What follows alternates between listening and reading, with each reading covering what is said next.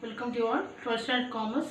In this video, we go and discuss Unit 10, Company Law and Secretarial Practice, Chapter 27, Company Management. So, topic Appointment of Directors under the Companies Act 2013, and second topic General Provisions relating to the appointment of directors. Then, who is called the first director? Appointment of directors under the Companies Act 2013, Section 152. So generally in public company or private company, subsidiary of public company, 2/3 of total number of directors are appointed by the shareholders and the remaining 1/3 appointed is made as per the articles, and failing which shareholders shall appoint the remaining 1/3. So appointment of directors, Companies Act 2013 says appointment of directors must be follow the provision of Companies Act. So private company or public company or subsidiary company, they are appointed by the 2/3 of shareholders, 2/3 appointed by the shareholders and the remaining 1/3 made as per the articles. If articles fail to explain this, so they will appoint by the shareholders only. So in a private company which is not a subsidiary of a public company, the articles can prescribe the manner of appointment of any or all the directors. So in the case articles are silent, the directors must be appointed by the shareholders. Okay. So next, any company which wants to follow the principle of proportional representation, the Companies Act also permits the articles to provide for the appointment of 2/3 of the directors accordingly. So if the articles not specifying the private company which is not the subsidiary company or private company, then the article can tell about the appointment of directors. So 2/3 of appointed is followed by the rules. So according to proportion rate of investment. Okay. So any company which wants to follow the principle of proportional representation, so the Companies Act also permits the articles to provide for the appointment of 2/3 of the directors accordingly. Then nominee directors can be appointed by a third party or the central government in the event of operation or mismanagement. So when nominee directors will be appointed, if any mismanagement or in the event against of the company, that situation nominee director will appointed. So third party means financial institution. Here the third party means is financial institution who lend the money to the company, mean they have to appoint the nominee director. So nominee directors appointed by the third party or central government.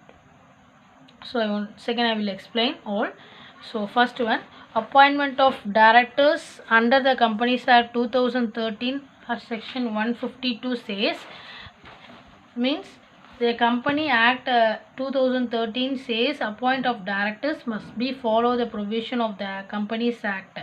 So the private company or public company or subsidiary company, they appointed by the 2/3 of shareholders and 2/3 of appointed by the shareholders.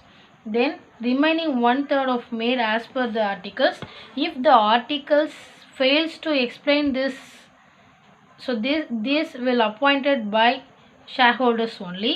So if the articles not specifying in private company which is not a subsidiary company or private company, so they can then article can tell about the appointment of directors.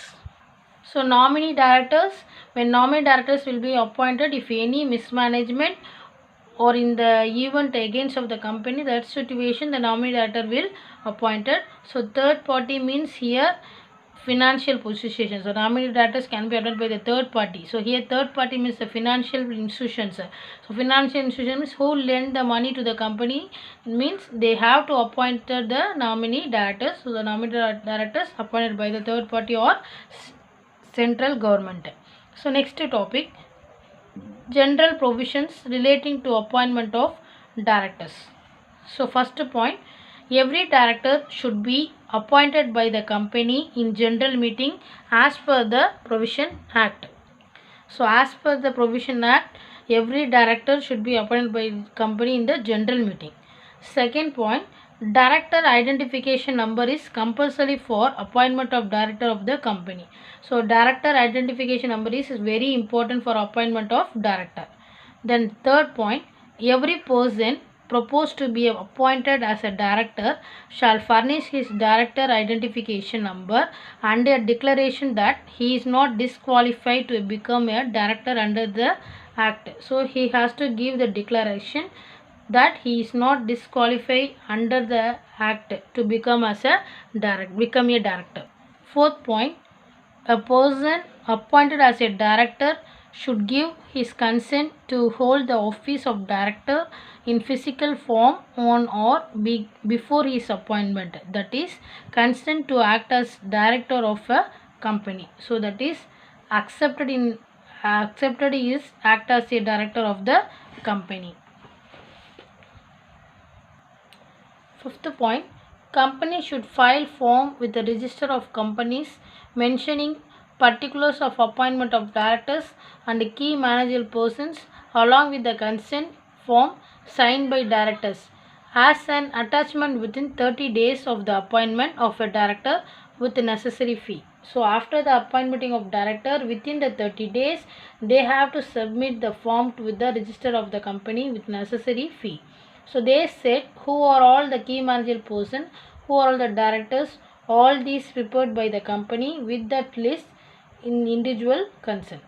Next point, sixth point, articles of the company may provide the provisions relating to retirement of the all directors. So if such provision relating to retirement are not made in the articles provision in the act will be applicable. So articles of association may provide every company have articles of association if that articles of association says or it is silent to say about the particular provision have the company not mention the retirement of the director. So what made is in it?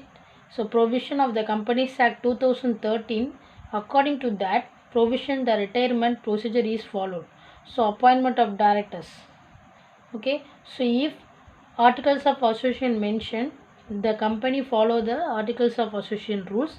If the articles of association is silent, they follow the provision of Companies Act. So this is the meaning of sixth point. Next one, first director. So who is called first director? So first directors means those directors who hold office from the date of incorporation of the company. So the first directors are usually named in the articles of association or are appointed by the directors. So who is called the first director? From the incorporation of the company, who hold the office, he is considered as the first director. That person is called the first director of the company. So their name is mentioned in the articles of association. In the case of one person company, an individual being a member shall be deemed to his first director until the directors are duly appointed by the member in accordance with the provision of section 152. So section 152, according to that provision of appointment of directors, provision of appointment of director of the company. So first director means, once again, first director means from the incorporation of the company who hold the office, he is considered as the first director. That person is called the first director. So the first director name is mentioned in the AOA. I hope you all understand this topic. Thank you, students.